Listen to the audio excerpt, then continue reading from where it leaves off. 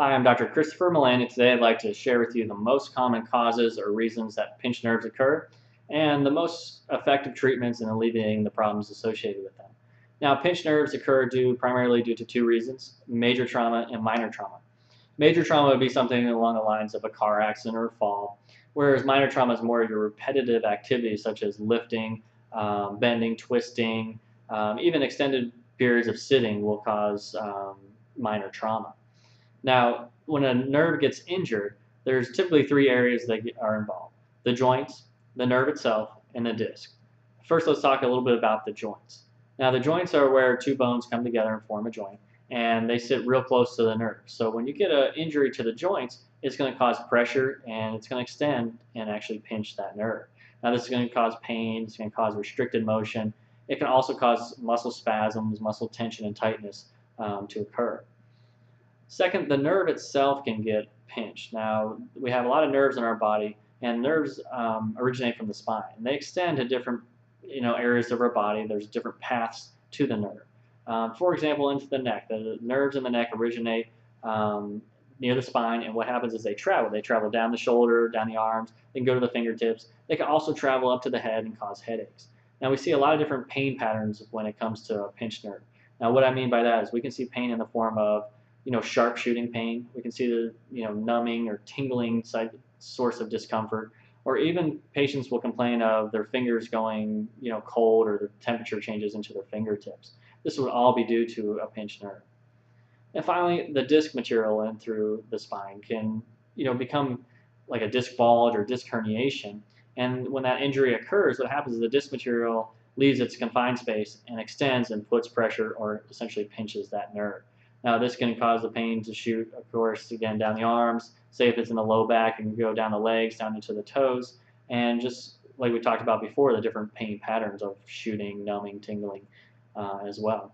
You're also not going to be able to move as freely when you turn, bend, or twist. The disc material is going to keep you from doing those activities freely and essentially causing that nerve to get pinched and creating more muscle spasms as well. So in summary, when we have an injury causing a pinched nerve, whether it's due to the joints, the nerves, or the disc, you're going to see three common symptoms: pain and all the pain patterns that we talked about. You're going to see restricted motion, and you're going to see muscle spasms and muscle tension. Now, there's three common treatments that we'd like to use to effectively treat pinched nerves. The first being chiropractic spinal manipulation, the second being electrical muscle stimulation, and the third being intersegmental traction therapy. Now, first, chiropractic spinal manipulation. It's a treatment that's designed to effectively alleviate any pressure that's being placed on the nerves or the joints or the discs as well by specifically targeting a specific region. So what this will do is reduce pain, muscle spasms, and also allow you to move a little bit more freely during your range of motion. The second therapy I'd like to talk about is the electrical muscle stimulation. Now, what this will do, it'll apply a gentle electrical current to the affected area. Let's say it's in the low back. Now, that's going to reduce any muscle spasms, muscle tension. It's going to reduce any inflammation or swelling that can occur into that area and just reduce the pressure. This will reduce the pain. It'll allow you to move a little bit more freely, and it also will allow you to not have as much restricted motion. And then finally, the third therapy I'd like to talk about is the intersegmental traction therapy. What this does is essentially tractions the joints away from one another, allowing for more space so that the nerve doesn't stay pinched, and it alleviates that pressure onto the nerve that causes those different pain patterns. So again, the electrical muscle stimulation, the intersegmental traction therapy, and the chiropractic spinal manipulation are three effective treatments. And when they're combined with each other, they're going to drastically reduce or stop pain. They're going to allow you to move freely or not have so much restricted motion, and they're going to reduce any muscle spasms and muscle tension or tightness. So what does this mean to you? It means a couple things. It means that now you're going to be able to go to work and not have as much trouble as you would if you had a pinched nerve. You're going to be able to perform your job activities or job duties a little bit more effectively.